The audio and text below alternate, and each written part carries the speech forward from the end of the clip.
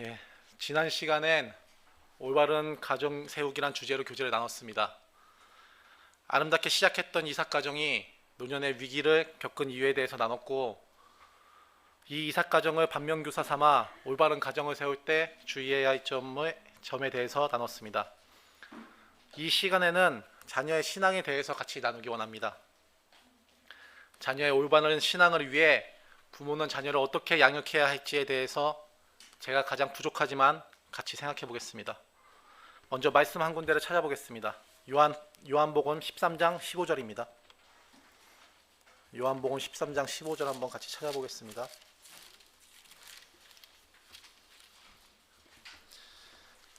제가 읽겠습니다. 15절입니다. 내가 너희에게 행한 것 같이 너희도 행하게 하려 하여 본을 보였노라. 예수님께서 마지막 만찬 때에 제자들의 발을 손수 씻겨주시는 본을 보여주셨고, 제자들에게 본 받은 대로 행하라고 말씀하셨습니다. 예수님이 하신 것처럼 본을 보이는 것이 가장 훌륭한 교육 방식이며, 부모가 자녀를 위해 꼭 해야 할 일이라는 것에 다들 동의하실 것입니다. 부모가 생활 습관, 언어 생활 등 주의하고 할 수 있으면 선하게 살려고 노력할 때 자녀에게도 영향을 주게 됩니다.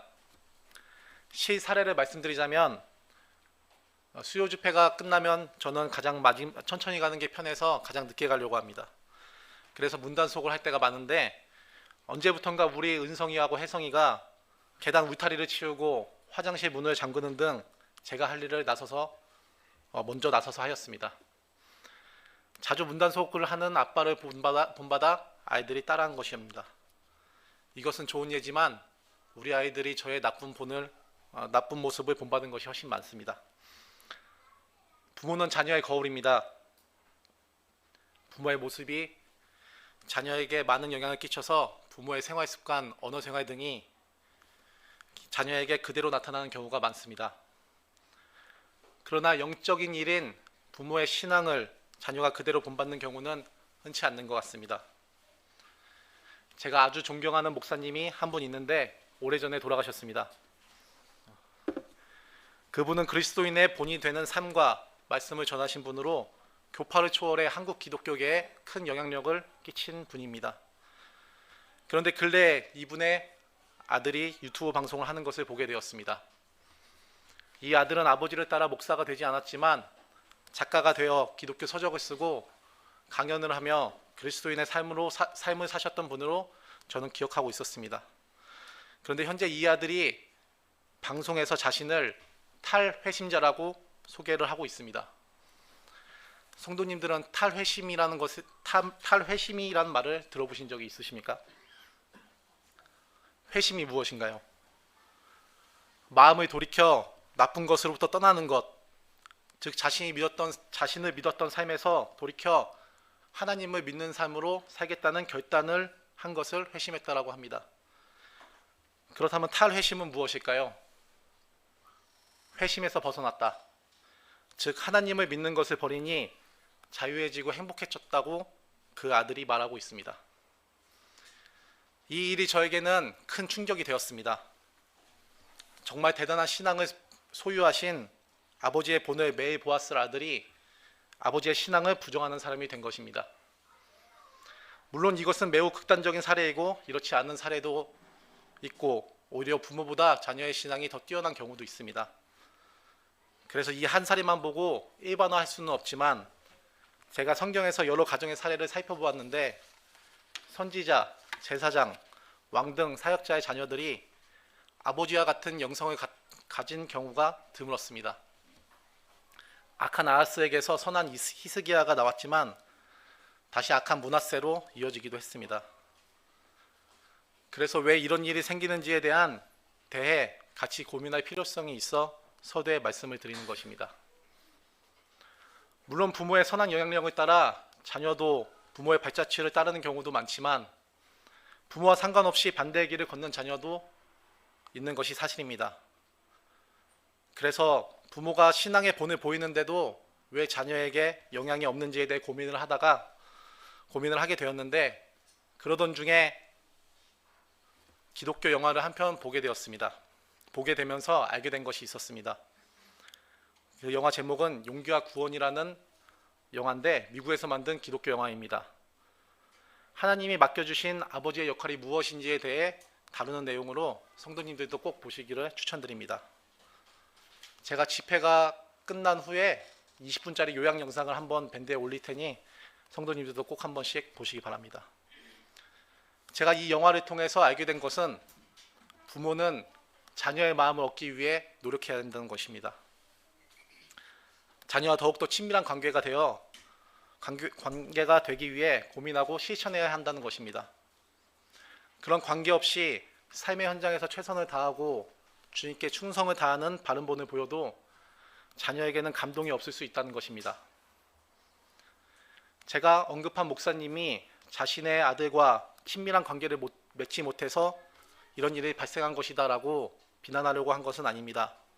부모가 정성을 다해도 자녀가 마음을 열지 않는 경우가 분명히 있습니다. 자녀가 하나님 앞에 바로 서는 것은 하나님의 전적인 은혜가 필요한 것임을 성도님들도 다 잘 아실 것입니다. 제가 말씀드리려는 요지는 자녀의 마음을 얻는 것은 본을 보이는 것과 마찬가지로 부모의 중요한 역할이라는 것입니다. 예를 들어 선한 일을 하는 사람에 대해 듣게 될 때 감동도 되고 존경도 되고 때론 저 사람을 본받아야겠다는 마음이 들지만 삶에 크게 변화를 주지 않았던 경험이 한 번쯤 있었을 것입니다. 그 사람이 대단하고 존경할 만하지만 나와 아무런 사이가 아니기 때문입니다. 이와 같이 자녀와 친밀함이 없다면 아무리 부모가 선한 삶으로 본을 보여도 자녀에게 아무런 영향을 주지 못할 수 있습니다. 그래서 이 시간에는 부모가 자녀의 마음을 얻는 방법에 대해서 같이 생각해 보겠습니다. 이 교재는 제가 자녀 양육을 잘하고 있어 무엇을 가르쳐 드리려는 것이 아니라 저의 아이들이 저와 자매처럼 한 믿음 안에서 하나님 앞에 바로 설 수 있기를 간절히 원하기에 계속 고민하던 것을 나누는 것입니다.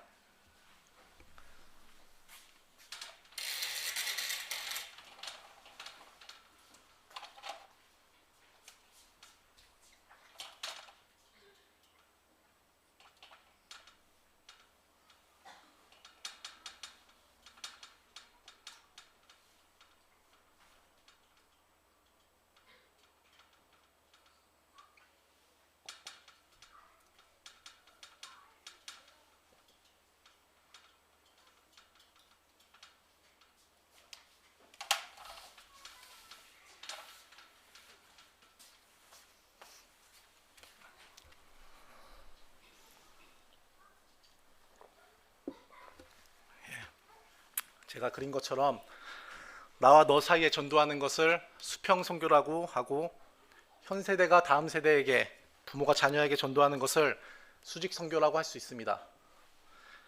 수평선교에 관한 교훈은 사도행전의 바울과 사도들을 통해 받을 수 있습니다. 그럼 수직선교에 관한 교훈은 누구를 통해서 알 수 있을까요?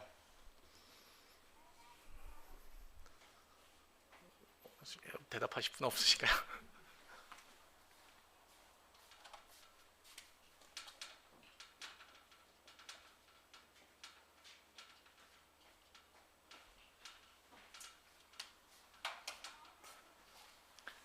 바로 예수님의 사람을 향한 전도입니다.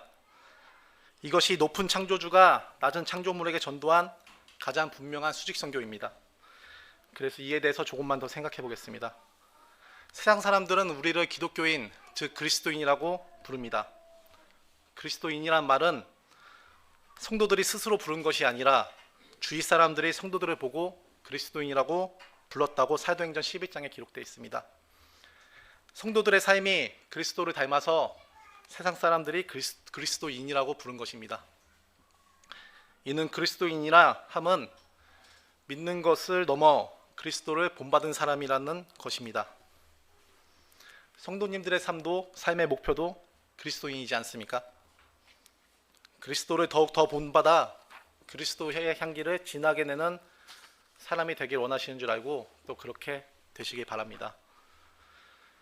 우리가 주님을 본받으려고 노력하는 것은 우리의 의지나 선택이 아닙니다. 주님이 우리의 마음을 송두리째 빼앗아 갔기 때문에 우리가 주님을 본받기 힘쓰는 것입니다. 이 빼앗았다는 표현이 좀 이상한데, 우리가 주님에게 심취했다 또는 매료됐다, 빠졌다, 마음을 뺏겼다, 아니면 주님이 우리 마음을 취하셨다 등으로 표현할 수 있는데, 이 시간에는 부모가 자녀의 마음을 얻는 방법에 대해서 나누는 것이니 주님이 우리 마음을 얻으셨다라고 표현하겠습니다. 주님이 우리 마음을 얻으셨기에 우리가 주님을 본받으려고 하는 것입니다. 이와 같이 부모가 자녀의 마음을 얻을 때 자녀는 부모의 신앙을 본받는 것입니다. 그럼 주님께서 어떠한 수고로 우리의 마음을 얻으셨는지 이 시간 알아보겠습니다. 십자가의 희생이 주님의 수고의 절정이지만 이 외에도 사람들의 마음을 얻기 위해 주님께서 많은 수고를 하셨습니다. 이런 주님의 수고 4가지를 이 시간 같이 살펴보아 교훈받기를 원합니다. 먼저 요한복음 1장 1절을 읽겠습니다.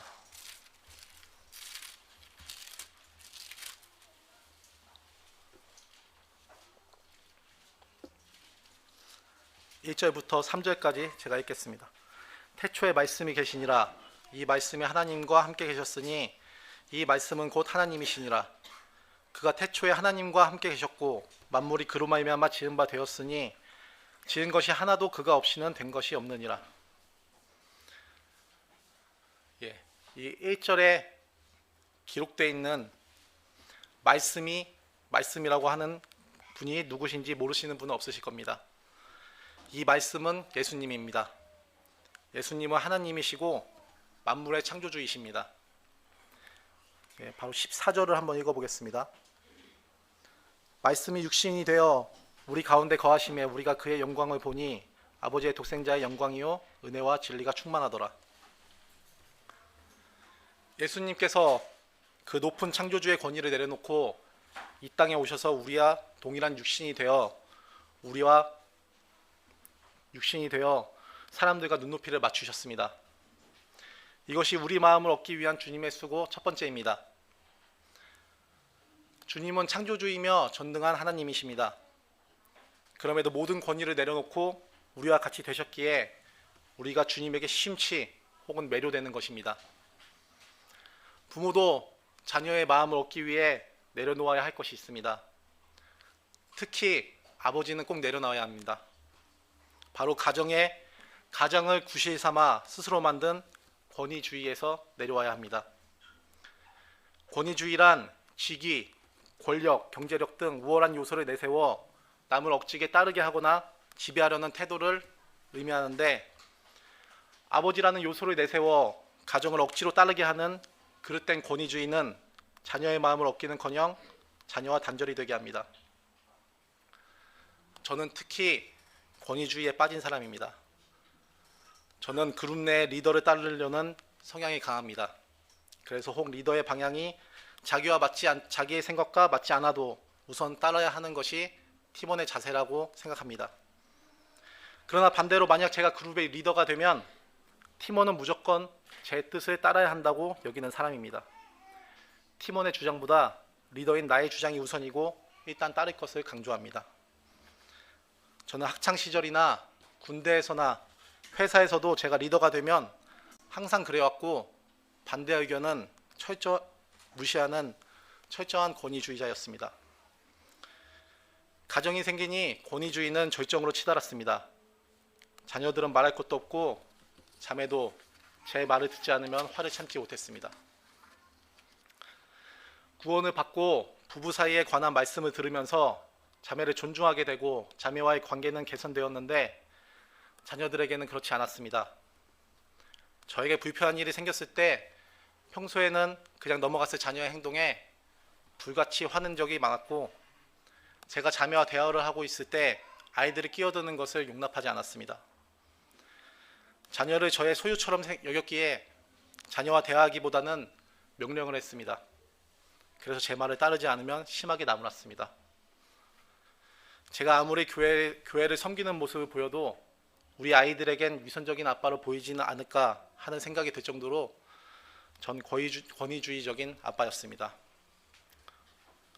자녀는 부모의 소유가 아니라 하나님이 맡겨준 영혼입니다. 부모가 자녀를 인격 대 인격으로 대하지 않으면 자녀의 마음을 얻을 수 없습니다. 주님은 사람들의 마음을 얻기 위해 창조주로서의 권위까지 내려놓고 사람이 되어 우리에게 오셨습니다. 부모는, 특히 아버지는 자녀를 지배하려는 그릇된 권위주의를 내려놓아야 합니다. 그렇게 해야지만이 자녀의 마음을 얻을 수 있습니다. 이어서 두 번째를 알아보겠습니다. 마태복음 9장 10절, 11절 읽겠습니다. 마태복음 9장 10절, 11절입니다.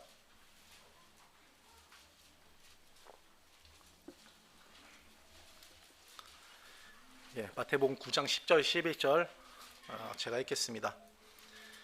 예수께서 마태의 집에서 앉아 음식을 잡수실 때 많은 세리와 죄인들이 와서 예수와 그 제자들과 함께 앉았더니 바리새인들이 보고 그의 제자들에게 이르되 어찌하여 너희 선생은 세리와 죄인들과 함께 잡수시냐. 여기까지 읽겠습니다. 예수님께서 사람들과 식사하는 장면이 성경에 여러 번 나옵니다. 방금 읽은 마태복음과 마가복음에는 세리와 죄인들과 식사하는 장면이 나오고, 누가복음에는 바리새인들에게 세 차례 식사 초대를 받으신 것이 나옵니다. 마리아가 예수님께 향유를 부은 것도 베다니 문둥이 시몬의 집에서 식사하는 도중에 일어난 일이며, 주님께서 제자들의 발을 씻기신 것도 마지막 만찬 식사 도중에 하신 일이라고 요한복음에 기록되어 있습니다. 이 외에도 가나 혼인잔치, 오병이어 사건, 부활 후에 갈릴리 바다에서 아침 식사 등 식사 자리를 가지셨고, 성경에 기록된 것 외에 주님께서 사람들과 식사 자리를 더 많이 가졌을 것이라고 생각합니다. 주님께서 왜 이리 사람들과 식사 자리를 가지셨을까요? 육체로 오셨기 때문에 음식을 드셔야 하는 것은 당연한 것입니다. 그런데 가족이나 제자들처럼 친분이 있는 사람들과만 함께한 것이 아니라 세리, 죄인, 그리고 예수님을 판단하는 바리새인들하고도 식사 자리를 같이 하셨습니다. 성경을 보면 식사하실 때 좋은 분위기도 아니었습니다. 바리새인들은 주님이 죄인하고 같이 식사한다고 뒤에서 수군거리고, 장로의 유전을 따르지 않는다고 트집을 잡고, 주님을 시험하려고 병자를 데려오는 등 비열한 짓이 난무하는 불편한 식사 자리일 때도 있었습니다. 왜 주님께서 사람들과 함께 식사 자리를 가지셨는지 조금 생각해 보겠습니다. 복음서 시대 사람들은 무엇을 중요하게 생각했을까요? 마태복음 6장에는 무엇을 먹을까, 무엇을 마실까, 무엇을 입을까 염려하지 말라는 말씀이 반복해서 나옵니다. 이 말인즉 사람들이 먹고 마시는 것에 많은 염려를 할 정도로 삶의 주된 관심사가 바로 먹고 마시는 것이라는 겁니다. 먹고 마시는 식생활이라는 것입니다. 그럼 주님도 육체를 입고 이 땅에 오셨으니 식생활에 관심이 많으셔서 식사 자리를 자주 가지신 걸까요? 말씀 한 군데 더 찾아보겠습니다. 요한복음 4장 31절입니다.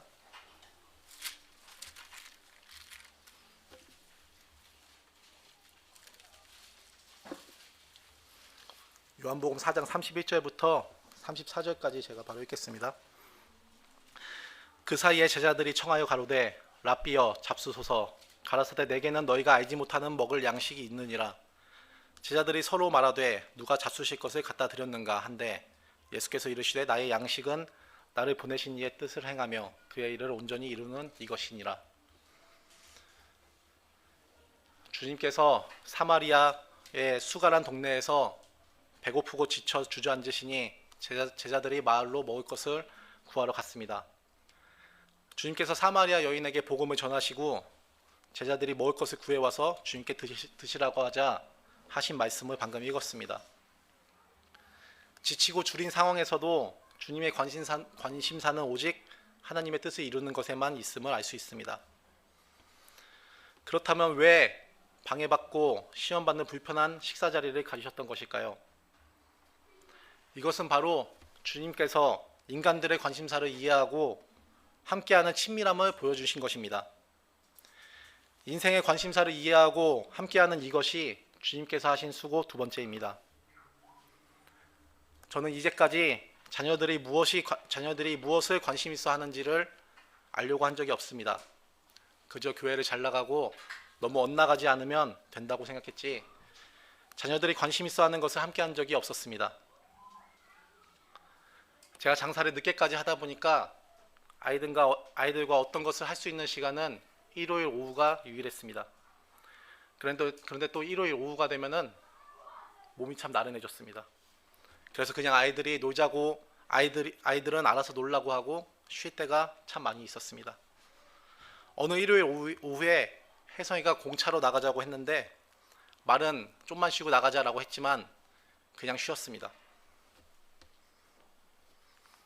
그렇게 또 하루가 넘어가고, 다음날 별 생각 없이 제가 혜성이한테 장난을 쳤는데 혜성이가 짜증을 냈습니다.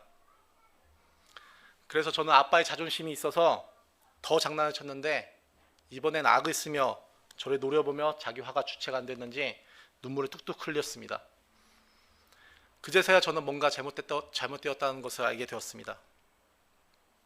다시 한번 말씀드리지만, 부모가 아무리 본이 되는 사람이라도 자녀와 친밀함이 없다면 자녀에게 영향을 끼치기 어렵습니다. 그리고 친밀함은 단순히 오래 같이 살았다고 해서 마냥 커져가는 것이 아닙니다. 오래 같이 사는 것으로 친밀해졌다면 원수 같은 가족은 거의 없었을 것입니다. 친밀함을 위해 노력하지 않는다면 그저 그런 가족밖에 되지 못합니다. 주님께서 인생의 관심사를 이해하며 함께하는 수고를 한 것처럼, 부모는 자녀들의 관심사를 함께하며 더 가까워지려고 노력할 때 자녀의 마음을 얻을 수 있는 것입니다. 이어서 주님의 수고 세 번째를 알아보겠습니다. 마태복음 14장 25절을 읽겠습니다.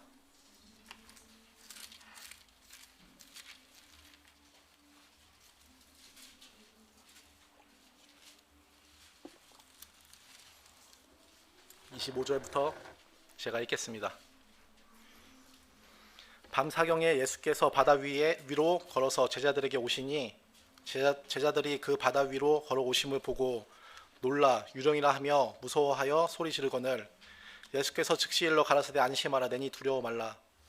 베드로가 대답하여 가로되, 주여, 만일 주시거든 나를 명하사 물 위로 오라 하소서 한데, 오라 하시니 베드로가 배에 내려 물 위로 걸어서 예수께로 가되.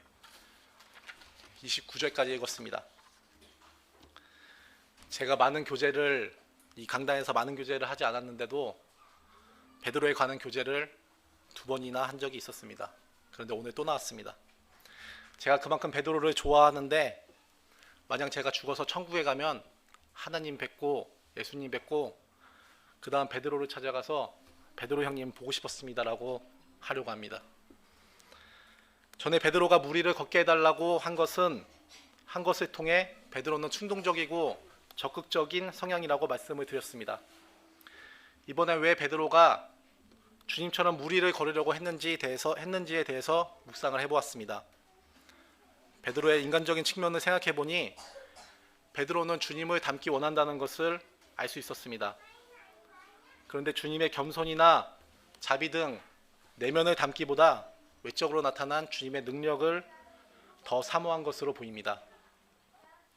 이건 비단 베드로만 그랬던 것이 아닙니다.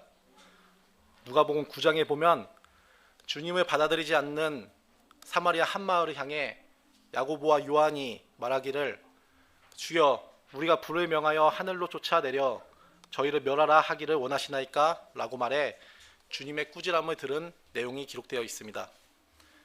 요한과 야고보도 주님처럼 능력을 행하여 자신을 높이고 싶어하는 마음이 있음을 알 수 있습니다. 그 사건 전에는 제자들 사이에 누가 큰 자인지를 다투는 이야기도 나옵니다.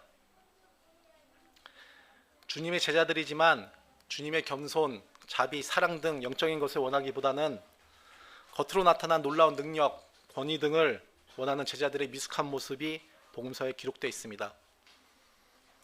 그래서 베드로가 물 위를 걷게 해달라고 한 것은 주님 닮기를 원하지만 영적인 생각이 아직 미숙하여 나온 것이라고 저는 분별이 됩니다. 이제 그런 베드로를 주님이 오라고 하신 것에 주목해 보겠습니다. 주님께서 베드로를 나무라거나 딱 잘라 거절해 무한을 주지 않으시고 오라라고 하시며 받아주셨습니다. 주님이 베드로를 대하는 이 태도가 주님이 하신 수고 세 번째입니다. 주님은 제자들의 미숙함을 알지만 이해하고 받아주셨다는 것입니다. 어린 자녀는 지식도 부족하고 경험도 부족합니다. 그래서 생각이 유치하고 우기기도 잘하며 여러 면으로 참 미숙합니다. 이것은 당연한 것입니다. 모든 사람들은 다 이런 과정을 거치게 됩니다. 저도 그럴 때가 있었습니다. 제가 유치원을 다닐 때 유치원에 키우는 닭이 알을 낳았습니다. 유치원생들이 많이 있었는데 제가 열심히 손을 들고 소리를 질러서 그 알을 받았습니다. 그래서 아주 부푼 꿈을 안고 집으로 돌아가 아빠한테 자랑을 했었습니다. 이 알을 열심히 품으면 병아리가 태어날 거라고 아빠한테 말하니 아빠는 그거 안 된다고 딱 잘라 말했습니다. 실제로 유정란, 무정란에 대해서 몰랐었고 그땐 알에서 병아리가 태어난다는 것만 알고 있었습니다. 그래도 제가 계속 병아리가 태어날 거라고 우기자 저희 아버지가 어떻게 했을 것 같습니까? 우리 아이들은 후라이 해먹었다고 그렇게 얘기하더라고요. 비슷합니다. 아빠가 망치를 가져와서 망치로 알을 깨서 저에게 내용물을 보여주셨습니다. 지금도 왜 망치로 깨셨는지는 제가 이해가 가지 않지만 그렇게 아버지는 자신이 옳았음을 확인시켜 주었고 저는 대성통곡을 했던 슬픈 기억이 있습니다. 이 일로 저와 아빠의 사이가 나빠지거나 하진 않았지만 그래도 제가 실패할 것이 분명하지만 아빠가 어린 저를 응원해 줬으면 더 좋았을 거라는 생각을 하게 되었습니다. 그래도 자녀가 어릴 때는 부모를 많이 의지하여 부모의 말대로 잘 따르지만 자녀에게 사춘기가 오면 큰 위기가 찾아옵니다. 많은 부모들이 사춘기의 자녀와의 일상을 전쟁, 천재지변, 악몽 등으로 표현하는 것을 들었습니다. 저희 교회에는 사춘기를 갖고 있는 자녀가 이제 저기 부모님이 개선자매님인데 개선자매님이 눈물 보이는 걸 많이 봤어요. 저희 아이들은 아직 사춘기가 오진 않았지만 분명히 올 것이기에 사춘기에 대해서 좀 알아봤습니다. 사춘기를 겪고 있는 자녀는 감정 기복이 심해지고 자신만의 생각과 의견을 가지려고 합니다. 독립심이 강해지고 혼자 방에 있는 시간이 늘어난다고 합니다. 자녀는 자신이 다 잘할 수 있다고 생각하지만 부모의 시선으로 현재의 자녀를 본다면 여전히 미숙할 것입니다. 근데 그 미숙함을 지적하게 되면 자신의 미숙함을 보이고 싶지 않아 더 모습을 감추려고 한다고 합니다. 미숙함이란 본래 완숙을 향해 나아가는 과정이라 그 과정을 함께 지켜봐주는 부모의 태도가 중요하다고 합니다. 그렇기에 주님이 베드로의 미숙함을 받아주신 것처럼 부모는 자녀의 미숙함을 받아주고 응원해 줄 수 있어야 합니다. 그렇다고 자녀 혼자 알아서 하게 놔두라는 것은 아닙니다. 주님께서 베드로가 빠졌을 때 즉시 손을 내밀어서 붙잡아 주셨습니다. 주님께서 베드로가 물에 빠지실 것을 대비하고 계셨던 것입니다. 부모가 사춘기 자녀를 존중하여 응원해 주어도 자녀는 아직 미숙하기 때문에 넘어지기 쉽습니다. 자녀의 넘어짐에 대비해 부모는 즉시 잡아서 세워줄 준비를 해야 하는 것입니다. 그런 과정들로 인해 자녀는 부모를 신뢰하고 더 친밀해질 줄 믿습니다. 전에 베드로에 대한 교제를 할 때는 적극적이고 충동적인 베드로를 받아주신 주님을 묵상하는 것으로 마쳤는데 오늘은 그런 주님의 본을 저와 성도님들이 배워서 실천할 수 있게 되기를 바랍니다. 마지막 네 번째를 알아보겠습니다. 요한복음 21장 15절을 같이 보겠습니다. 요한복음 21장 15절입니다.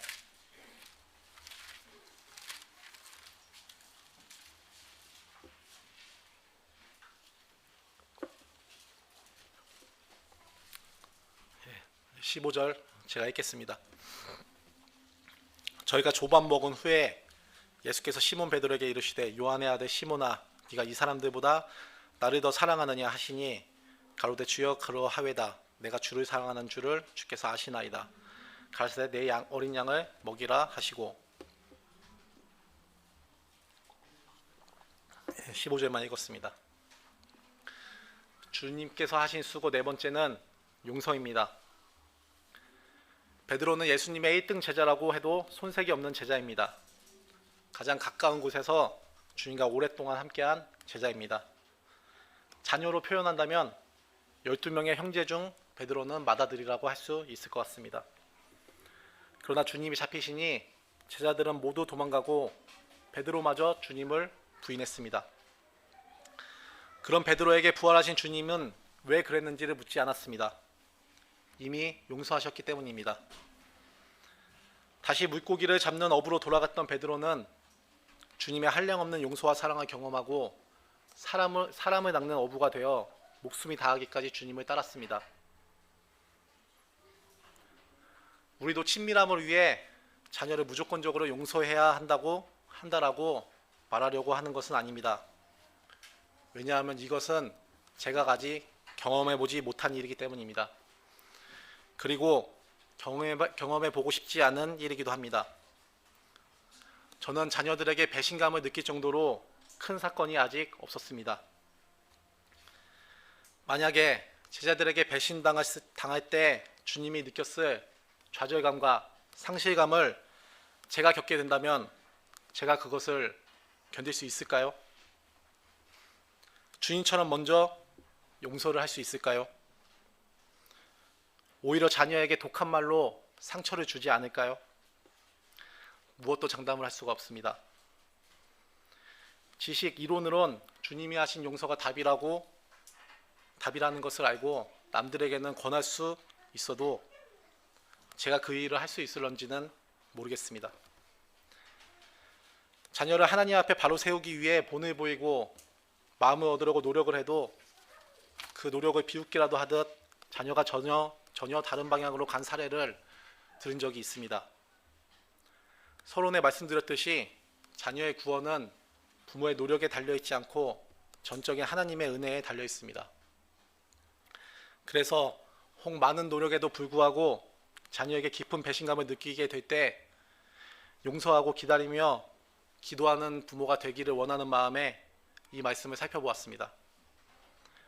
주님의 용서와 사랑으로 베드로가 180도 바뀐 것처럼 우리가 주님의 본을 쫓아 행할 때 저와 성도님 가정에도 이런 은혜가 있기를 원합니다. 이상 주님이 우리 마음을 얻기 위해 하신 4가지 수고에 대해서 살펴보았고 한 가지만 더 생각해 보겠습니다. 제가 방금 전에도 말씀드렸듯이 자녀의 구원은 부모의 노력에 달려있지 않고 전적인 하나님의 은혜에 달려있다고 말했습니다. 이는 사무엘상 17장 47절 말씀을 인용한 건데 이것은 찾지 않고 제가 바로 읽겠습니다. 제가 읽겠습니다. 또 여호와의 구원하심이 칼과 창에 있지 아니함을 이 무리로 알게 하리라. 전쟁은 여호와께 속한 것인즉 그가 너희를 우리 손에 붙이시리라.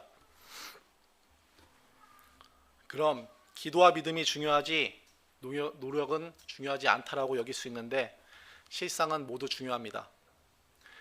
역대하 32장에 보면 히스기야 왕 시대에 남유다에 아수르가 침공하려고 하자 히스기야는 성벽을 높이 쌓고 무기와 방패를 많이 만들고 기온샘에서 실로암까지 533m 길이의 수로를 만들었습니다. 그리고 간절히 기도했습니다.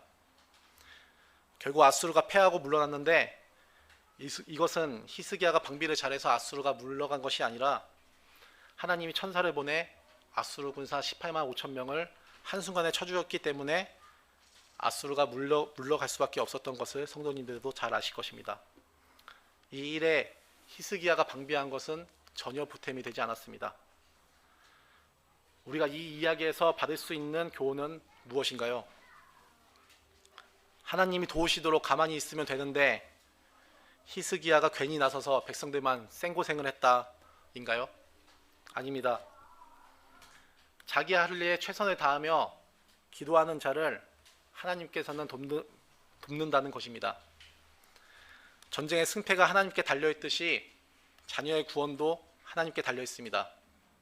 부모가 자녀를 위해 최선을 다하며 간절히 기도할 때 하나님께서 도우신다고 믿습니다. 이제 정리하겠습니다. 자녀는 하나님이 주신 상급이며 우리에게 맡겨주신 구도자입니다. 자녀에게 올바른 신앙을 전수하기 위해서 부모는 자녀의 마음을 얻어야 합니다. 오늘 살펴본 교훈 외에 하나님께 더욱더 지혜를 구하여 자녀와 더욱 가까워져 가정의 한믿음으로 하나님 앞에 굳게 서는 저와 성도님들이 되기를 원합니다. 이상 교제를 마치겠습니다.